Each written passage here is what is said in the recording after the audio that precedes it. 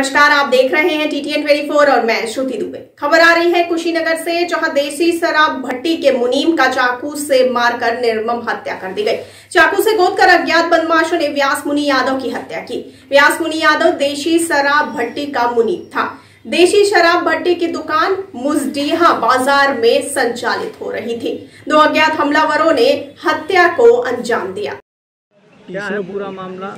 Sir, हम जैसे खाना हम लोग बाहर खा रहे थे, खाना हम अंदर खा रहे थे। हम इनसे पहले खा चुके खाना खाने पर बर्तन धोए अपना ला के अंदर रख दी, बिस्तर लगे लगाने। और जैसे बिस्तर लगा रहे थे तब तक बाहर से आवाज़ आया, अरे माई बाप, अरे माई लग गए चाकू। थाली की भी आवाज़ आई। जैसे बाहर निकलनी देखली कुछ लोग बाटे वहाँ दो लोग, और जैसे उनके देखने सब फाटक अपन बंद करके बाहर से लगली, जैसे जो खिड़की है वहाँ से लगे चिल्लाने की चोर चोर चोर। उतने वो सब भाग गए। तो आप भी मुनीब हैं? जी। क्या नाम है आपका? सुनील कुमार। उस रात थे आप? जी, हम थे, अंदर थे। अच्छा, किससे आए थे सर? अब ये नहीं मालूम है सर, हम तो अंदर थे। हाँ, जैसे उन लोगों को जैसे देखे तुरंत हम फाटक अपना बंद कर दिए, डर की वजह से। क्या नाम है आपका? सुनील कुमार। कब से कार्यरत हैं यहाँ? कोई 2 साल हो गया। आप? जी। और वो? उनको हो गया 4 साल से ऊपर हो गया। कल रात्रि 11 बजे थाना इरौली बाजार अंतर्गत ग्राम मुजडीहा में देसी शराब की दुकान के संचालक व्यास मुनि पर 2 अज्ञात अभियुक्तों द्वारा चाकू से हमला किया गया। पुलिस द्वारा उन्हें तत्काल चिकित्सा हेतु चिकित्सालय भेजा गया, जहां उन्हें मृत घोषित कर दिया गया। प्रकरण में अभियोग पंजीकृत कर अग्रेतर विधिक कार्रवाई की जा रही है। खबर आ रही है कुशीनगर से, जहां जनपद के तहसील हाटा के नगर पंचायत सुकरौली PNB बैंक के निकट निजी बाजार में प्रधानमंत्री उज्ज्वला योजना के तहत निःशुल्क गैस वितरण समारोह का आयोजन किया गया, जिसमें निःशुल्क गैस वितरण किया गया। कार्यक्रम में 180 गैस कनेक्शन का वितरण लोकप्रिय सांसद विजय दुबे व लोकप्रिय विधायक मोहन वर्मा के द्वारा किया गया।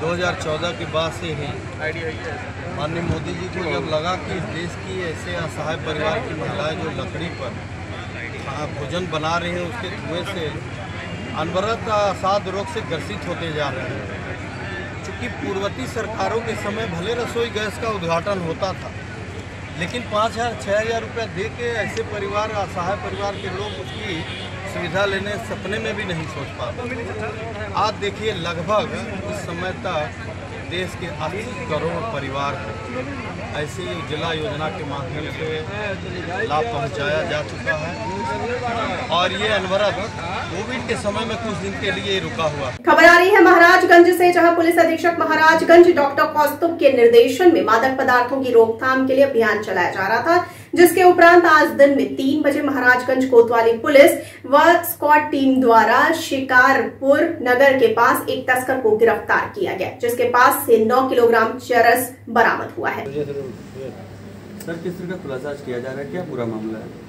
ये जैसा कि आप सभी को विदित है कि लगातार जो है NDPS और साइकोट्रोपिक ड्रग से महाराजगंज की पूरी टीम द्वारा इस पर परिश्रम किया जा रहा है। इसी क्रम में आज हमारी कोतवाली की टीम और स्वाट टीम को एक बड़ी सफलता हाथ लगी है, जिसमें एक अंतर जनपदीय तस्कर, अंतर्राज्यीय तस्कर विशाल चौरसिया, जो मूल रूप से बिहार के बेतिया जनपद का रहने वाला है, उसके पास से लगभग 24 पैकेट में 9 किलो चरस, जिसकी अंतर्राष्ट्रीय मार्केट में अनुमानित कीमत लगभग 1 करोड़ रुपए बताई जा रही है, के आसपास उससे बरामद हुआ है।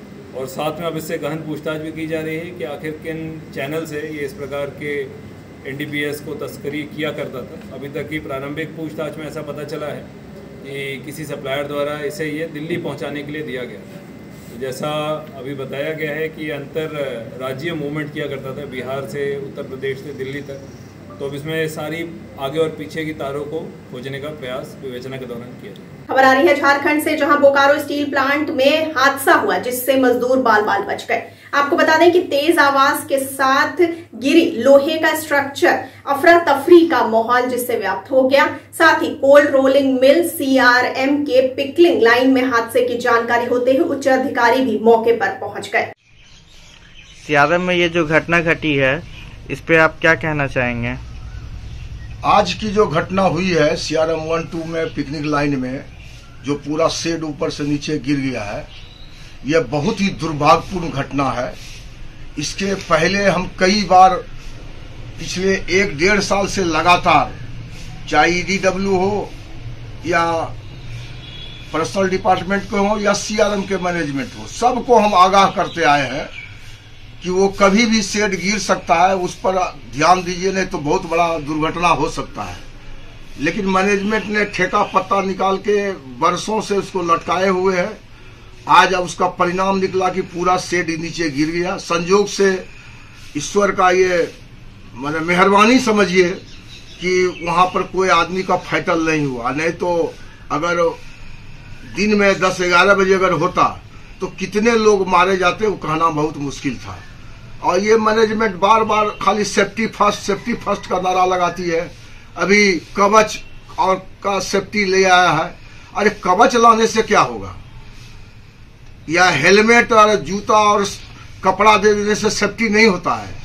सेफ्टी के लिए लोगों को जागरूक करना पड़ेगा और अपने भी मैनेजमेंट को भी इस बात को ध्यान रखना पड़ेगा कि जहां शॉर्ट मैन पावर में काम कराया जा रहा है, चालू लाइन में काम कराया जा रहा है, जो